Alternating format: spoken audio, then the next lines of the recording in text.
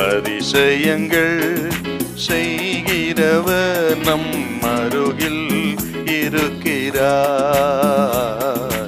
அற்புதங்கள் செய்கிறவர் என்றும் நமக்குள் வசிக்கிறார். ஆதியாகமம் 35ஆம் அதிகாரத்தில் 8வது வசனம். ரெபேக்காளின் தாதியாகிய தெபோராள் மரித்து பெத்தேலுக்கு சமீபமாயிருந்த ஒரு கர்வாலி மரத்தின் கீழ் அடக்கம் பண்ணப்பட்டாள். ஆக தெபோராளை யாக்கோபு அடக்கம் பண்ணினார். இந்த தெபோராள் யாருன்னு கேட்டீங்கன்னா, யாக்கோபின் தாயாகிய ரெபேக்காளுடன் வந்த தாதி.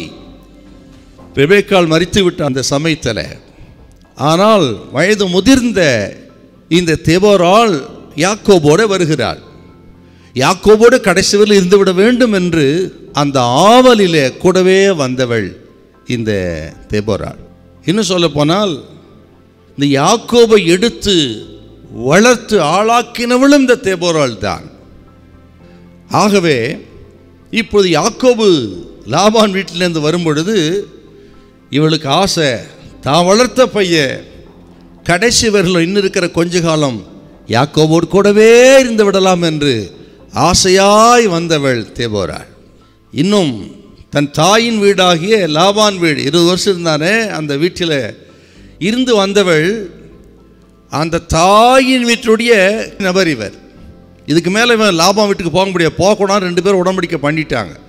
இப்போ அந்த தாய் வீட்டுடைய ஒரே ஒரு அடையாளம் இந்த தெபோராள் தான். இவளும் இப்பொழுது மரித்து விட்டாள். எப்படி இருக்கும் பாருங்க யாக்கோபுக்கு. இதிலிருந்து ஆண்டவர் என்ன யாக்கோபுக்கு சொல்றான்னு கேட்டீங்கன்னா, யாக்கோபுக்கு மட்டுமல்ல நமக்கும் கர்த்தர் என்ன சொல்றான்னு கேட்டீங்கன்னா, யாக்கோபே, இனி நீ கடந்த காலத்தின் நினைவுகள் வாழக்கூடாது. நீ பெத்தேலுக்கு போக புறப்பட்டவன், பெத்தேலில் புதிய ஒரு ஆரம்பத்தை நீ தொடங்கும்படியாக அழைக்கப்பட்டவன்.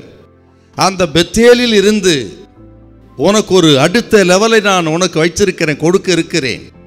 அதற்காக அழைக்கப்பட்டவன். உன்னை குறித்து பெரிய திட்டங்கள் இருக்கிறது. ஆகவே நீ கடந்த காலத்தின் நினைவுகள் இனி வாழாமல் இனி எதிர்காலத்தை நோக்கி வாழும்படி அழைக்கப்பட்டவன் என்பதை யாக்கோபுக்கு ஆண்டவர் நினைவூட்டினார். கர்த்தருடைய பிள்ளைகளே, அநேகர் இதயத்தில் ரொம்ப பாதிக்கப்பட்ட நிகழ்ச்சி என்னன்னா, கடந்த கால நிகழ்வுகள் தான்.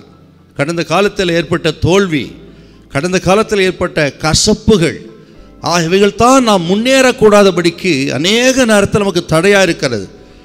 இன்றைக்கு ஆண்டவர் சொல்லுகிறார், ஆக கடந்த கால நினைவுகளை நீங்கள் குழி தோண்டி புதைத்து விட்டு இனி எதிர்காலத்துக்காக நாம் வாழ வேண்டும். உங்களுக்கு என்று வைத்திருக்கிற எதிர்காலத்துக்காக வாழும்படி தேவன் உங்களை அழைக்கிறார். ஹல்லேலூயா, ஹல்லேலூயா.